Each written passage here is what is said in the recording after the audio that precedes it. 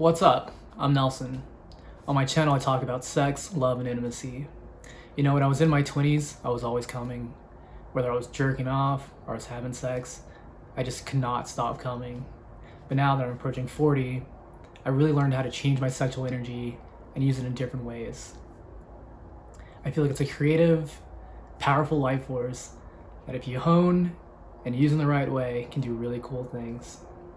Along with this journey, I figured out how to control my ejaculation, which I think is maybe one of the coolest things I've learned in the last few years. Today I'm going to be talking about a movie called Voyeurs from 2020. It stars Sweeny.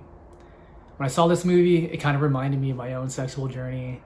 For better or for worse, sort of embarrassing, but hopefully you'll get something out of it. Be sure to stick around until the end. I'll share a breathing exercise that I use personally, and I feel it really helps to connect intention and awareness into your orgasms. It'll allow you to not only delay them, but increase the pleasure and the length of time that you experience them. So with all that said, let's watch the movie. The Voyeurs is a movie starring Sweeny, she plays Pippa, and Justice Smith, he plays Thomas. It's about a young couple. They live in Canada and they move into a new building. They quickly realize that across the street they can see directly into another apartment. The apartment is occupied by Ben Hardy and Natasha Lou Bordizio. Pippa, Sweeny, on the first night of the new apartment, mentions to Thomas how she's bored. She says she's bored with her job, but as we come to realize quickly, she's also bored with Thomas. Later that night, we see her getting ready for bed. It's their first night in the new apartment, and she obviously wants to have sex. We see Thomas passed out with his clothes on above the covers, and we see Pippa, sexless and bored. This doesn't feel like the first time this happens to Pippa, just the first time we see it. She does the thing that I find that partners will do when they go through a period of sexlessness. She mocks Thomas for a variety of reasons about his job, which is funny because in the scene later on, we see Thomas working on a jingle for a erectile dysfunction pill, which obviously fits his character. Anyways, Pippa's bored, so she decides to try to get Thomas to watch the couple across the street have sex. Thomas agrees, and as they're watching the couple across the street, Pippa wants to have sex herself. She's hoping that this will inspire Thomas to be more passionate, to be more intentional, to be more present, but it doesn't. At one point she asks him, Can you hold it? Yeah. Just slow down if you have to. No, I'm good. and of course, he immediately comes. When I watch this, it reminds me of all the times that I felt like I personally let down my partner, where they ask me to do something, they ask me to come through, and I fail. I bail out because it's easy to. So over time, I realize that this gives my partner a reason to lose faith in me, which snowballs into all other aspects of our relationship. We would fight more. I would be mocked or made fun of for my job or for any number of things. All because I gave up on that one fun foundational thing in a relationship. I stopped trying to please them. And as my partner lost faith in the fact that I would just bail when things were easy, they realized that I would bail when things were hard as well. I would always go for the easier solution, because what's easier than just coming, right? It made me seem weak, and they felt they couldn't trust me because if I would give up on something easy like that, why would I be there when something actually hard comes up? It made me realize that doing something uncomfortable isn't something you just do to take a cold shower or go for a jog, but it's something you can do in all aspects of life. When you learn to control your sexual energy, it really changes the way you have sex and the way you want to experience sex.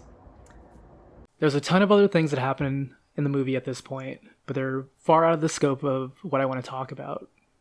Let's just say that the sexlessness that Pippa's experiencing leads to problems in their relationship. There's a lot of chaos, there's a lot of drama, they get in fights, and they eventually break up. After they break up, Pippa realizes this is a good chance for a rebound with the guy next door. It makes sense. She sees him in a bar, they talk, eventually go back to his apartment, and they have sex. Next, we see Thomas coming back to Pippa in his apartment to try to apologize to make up.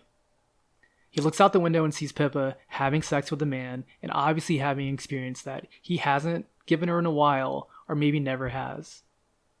He gets cucked, and the next thing we see of Thomas in the morning, and the next time we see Thomas, he's dead.